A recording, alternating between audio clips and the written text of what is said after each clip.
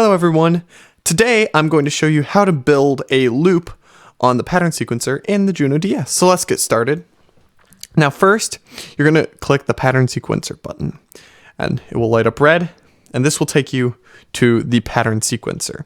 Now, you have a few different options here. You can press play and listen to the pattern sequence.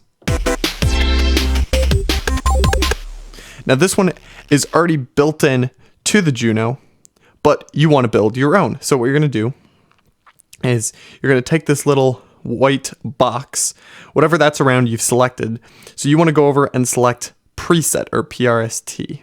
So you're going to scroll over one arrow and you're going to move the scroll wheel one, and it should take you to user. Now it should say initial preset, but I built a few, so I'm going to go to an initial preset, but you stay on that first one. So here we are. It should look something like this. Now, the first thing you're going to want to do is you're going to want to scroll down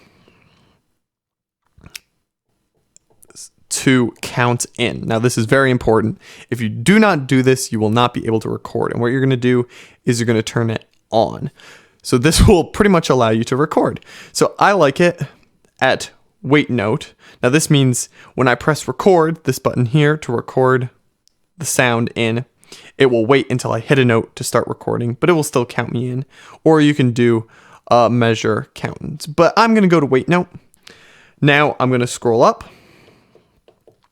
and when I've selected the piano sound or PF001, that's the sound that I'm at. So now I can select any sound that I want, brass maybe, but I'm liking piano, so let's stick with piano. Now we have to pick our tempo. Now there's a couple different ways. Number one, you can tap it in. I'm going to tap in about what tempo I want it. And then you can come and click this tempo button, and this will show you the tempo. Now I'm thinking actually 120 is good. I think that it's always on 120 when you make a new one. So once that's done, you want to pick your pattern length. Now this is how many bars you have in your loop. Now right now you can see just one bar is lit up. And so it's only a 1 bar loop, but I want to make it a 4 bar loop. So I'm going to press this pattern length and I'm going to go to 4 and make it a 4 bar loop. So you can see now we have 4 bars. And in terms of copying, what that does is if you already have a couple sounds recorded in 1 bar and you want to like extend it to 4 bars, so say you have a drum pattern, it will copy and paste the drum pattern to those 3 new bars. So that's a cool feature. Now, you're all ready to record. If you've done all this, if you picked your sound and put the count in at the wait note, all you got to do is press record and play something in. Now, the rest of the settings, I don't really mess with. The input, quantize, and the resolution, I would just leave it for now. But once you kind of know what you're doing, I would try and mess around with it to come up with some new ideas. But let's record in a piano. So you're going to press record, and it will count you in. And then let's record in a piano.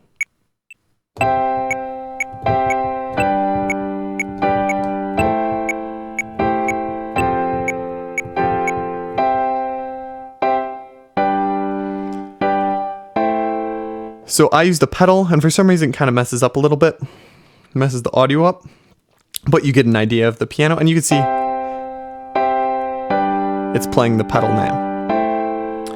All right, so we have our first track, and you can see now we're going to select our second track. Now, the loop button should be lit up when you do this. And now we have our second track. So I'm thinking of adding a bass. So let's go to bass.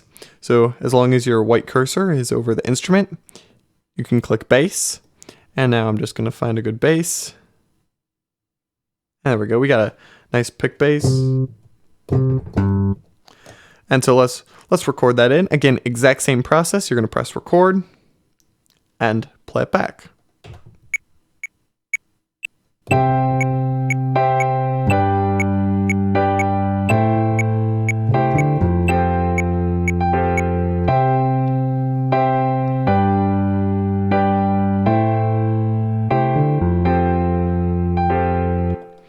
And now we got a little loop. Now, this mute button takes you to another page of this, these pads, and all the pads continue to represent their own channel, but now you can mute the sound. So let me play it, and I'm going to mute the bass, and that's channel number 2. And now I'm going to mute piano.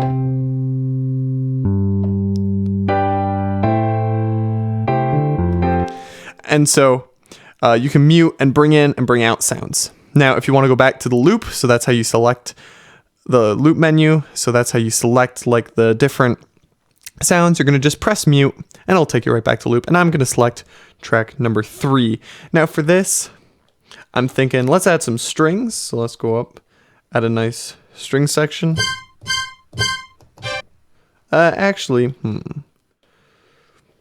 Let's go with brass, but let's go with some electric brass actually. So let's find something. I'm happy with that. So let's record it in, and then we'll go over a few more parameters before we're done.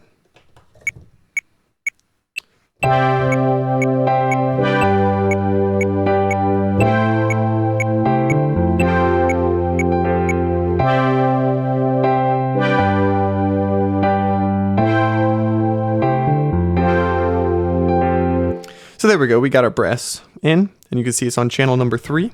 Now, what if we want to adjust the volume of any of these tracks? How you do that is you go over and you click this little button that says mixer, and this will take you to a mixing, in effect a control, or what is it called? A board to control the volumes. And if you look at, you can select on the pad the different channels to change the volume. So say I want to bring up the piano.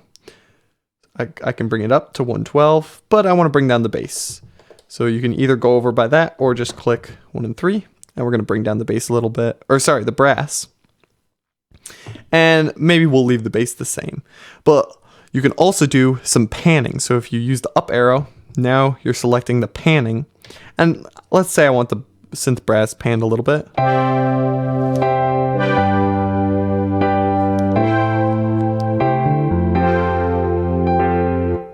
And that sounds good. So then to close this tab, you're just going to click the mixer button again or exit, and you can close it out. And so now we have a little loop.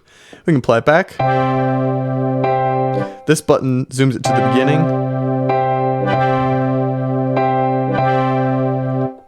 So pretty cool.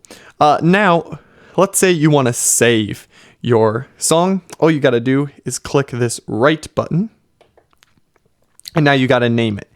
If you click menu, this will take you to delete, and I'm going to delete initial pattern. And then to get off menu, you just press menu again. And then you can name it. So I'm going to name mine demo.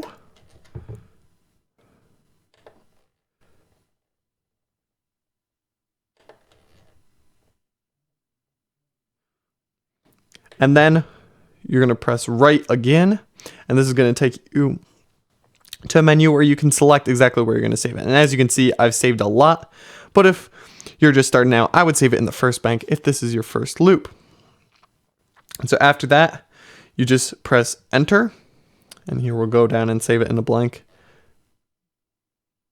bank. You just press enter and it says, are you sure? And you're going to scroll over 1 to OK and click OK, and it will write it. And that is how you create your first loop. And now you can listen back to it. You can go to another one by using the arrow keys, selecting up and over. And now you can select different ones. So you can see I've made quite a few. And then if you ever want to get out of the pattern sequencer, you can either press exit or you can just click the pattern sequencer button. And if you haven't saved the project that you're working on, it will ask you if you want to leave. But since we did, it didn't ask us that. And now we're back to the normal interface. So yeah, thanks so much for watching. I hope this helped you. And hopefully I'll see you again soon. Please subscribe and like and comment if you have any questions about other tutorials, or maybe how to do something in this tutorial. Thanks so much for watching. Bye.